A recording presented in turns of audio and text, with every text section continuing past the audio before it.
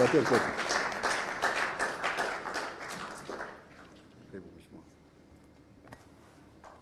you very much, Haji.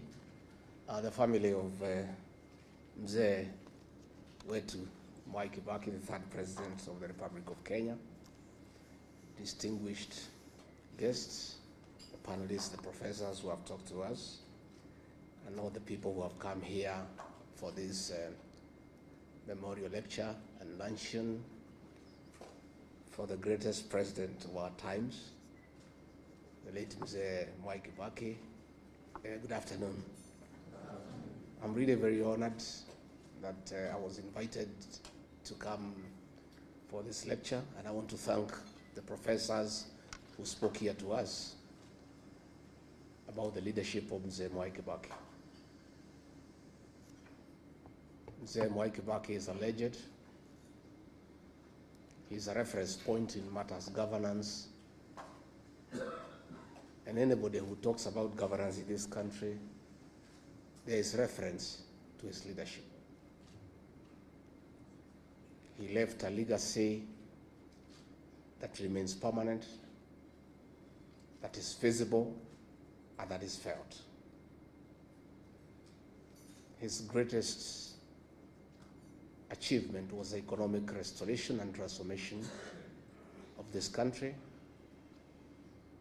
And because I'm somebody who listens to the ordinary people, they tell me, don't tell us about economic growth, don't tell us about economic survey, don't tell us the economy has improved from this percentage to this percentage.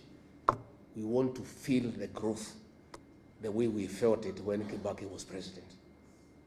Because there was money in circulation, there was infrastructural development that is feasible, and people say they don't want to be told theories. They want to feel economic growth the way they felt it when Mwai Kibaki was president between the year 2002 and 2013. I want to really acknowledge the culture of hard work that the late president inculcated in all of us, asking people to work hard. I remember when he was sworn in as president and he made his first visit to Ubaya, and those of us from Nyeri were very excited to welcome our son home, and we were lining up everywhere waiting for him. And when he reached Karatina, where I was, he didn't come out of the vehicle. And he lowered the window by a few inches, and then called a PC, akamuuliza bwana PC, nini naendelea hapa? Hii watu yote, it was around 11. Nani nachuna majani chai? Nani yuko kwa shamba ya kahawa? Hapana, hapana, hapana, tutaharibu. Tukiendelea namna hii tutaharibu. He put the window up and drove to Ulaya. Nobody ever came again to meet Mwai Kibaki. Watu walienda kwa mashamba. And that is how this country was transformed. The culture of hard work. I want to say that many people today who are solid in this country, I included, we made our money during the time of Mwai Kibaki. Because government documents were respected. If you had an LPO issued to you from government, you could walk into a bank and get 50% as LPO financing. Because you do the work and you would get paid. Today, if you go to an LPO, to a bank, nobody will talk to you. He really dignified government contracts by making sure that contracts were only given when money was available and there was budgetary support. These great men pushed taxation, and we want today, as we remember him in a very fond manner, to say there's nothing wrong with the taxation. And Kenyans cannot be accused of refusing to pay taxes, because Mwai Kibaki did it. lipa kodi, ujitegemee. And people paid taxes, and they didn't complain because they saw a corresponding development and services. Kenyans don't have a problem with paying taxes, but Kenyans have a big problem in paying taxes that they cannot see what the money is doing. So we want to ask our brothers now in government to know that Kenyans are not complaining about overtaxation because they don't want to pay tax. They have a problem of paying taxes that are misappropriated, that are not used appropriately. And Mwai Kibaki is a living testimony that Kenyans are willing to pay taxes, but they want to see a corresponding service and development. Mwai Kibaki respected institutions. Ambassador Muthaura is here, and Ambassador, we want to salute you. Mwai Kibaki would not have succeeded without the support of the bureaucracy that you led. But he also allowed you to work, because we know he allowed people to work. Because if you have a supporting system that supports you, it can only be effective to support you if you allow them to work. Mwai Kibaki respected institutions, and going forward, that must be the way for this country so that institutions can work. Again, we must remember him for the 2010 Constitution, and all those who say that they remember him fondly, the way to dignify his legacy is to implement the Constitution and follow it letter and spirit.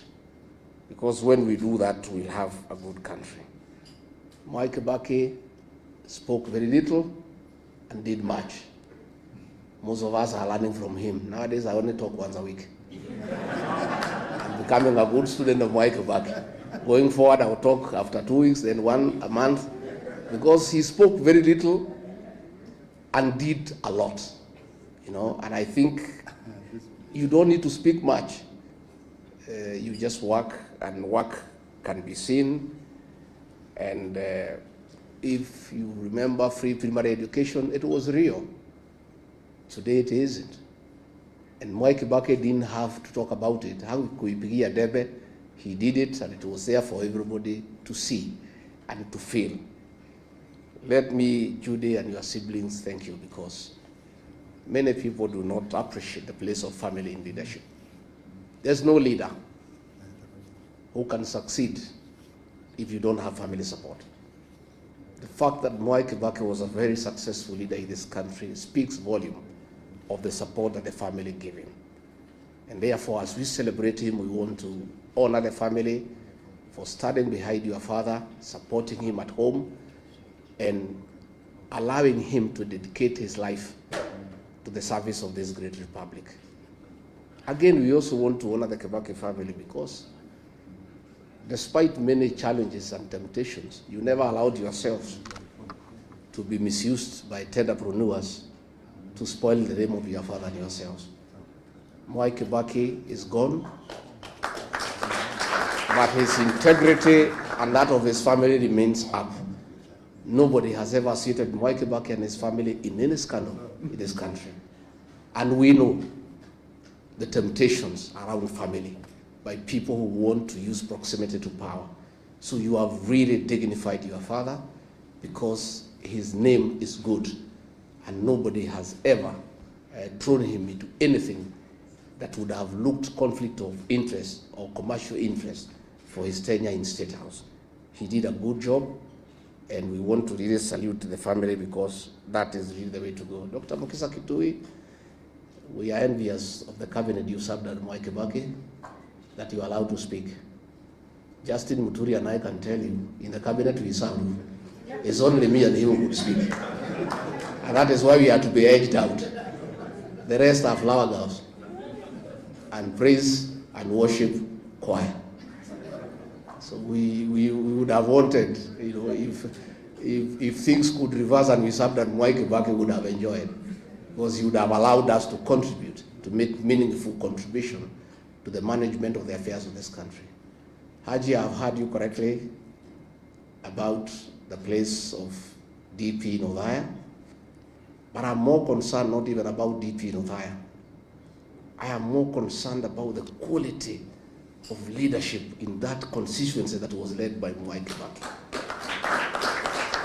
A graduate of the London School of Economics, the greatest president of all times, a man who represented Othaya with wisdom, a man who was a good debater. Then when he was gone, the replacement of KIBAKI, like today, it's a shame. Member of Parliament who never speaks in Parliament at all, who hasn't made any contribution on the floor of the House. And Othaya now is a pale shadow of the Othaya under KIBAKI. Coming this general election in 2027, we shall talk to the people of Othaya to dignify the late KIBAKI by looking for a quality legislator who, even if he cannot measure up to the level of KIBAKI, can be there 60–70%. But the present situation in Othaya is embarrassing and is very demeaning to the late KIBAKI and his family. And Othaya people are crying for a change, and we'll be having conversation with them so that they can look for quality leadership that can be able to hold the name of that great old man in high repute. So mimi nimeshukuru sana, tuko hapa na viongozi wengi ambaye sijui Haji unataka tuwapatie, unataka tufanye namna gani, introduce them? What do you want to introduce them? Yeah, tuko na the Honorable Eugene Wamalwa, kiongozi wetu.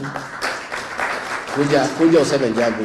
His late brother was vice president to KIBAKI, na alikuwa na kizungu mingi sana. Hata huyu wako na kizungu mingi. Sio mingi sana. But he served KIBAKI well. So kuja sema jambo. Asante sana. Thank you very much, Your Excellency, the KIBAKI family, the DP leadership, the distinguished panel, and distinguished guests. Good afternoon. Let me start by thanking the KIBAKI family and also the DP leadership for giving us the opportunity to be here today to remember a great leader.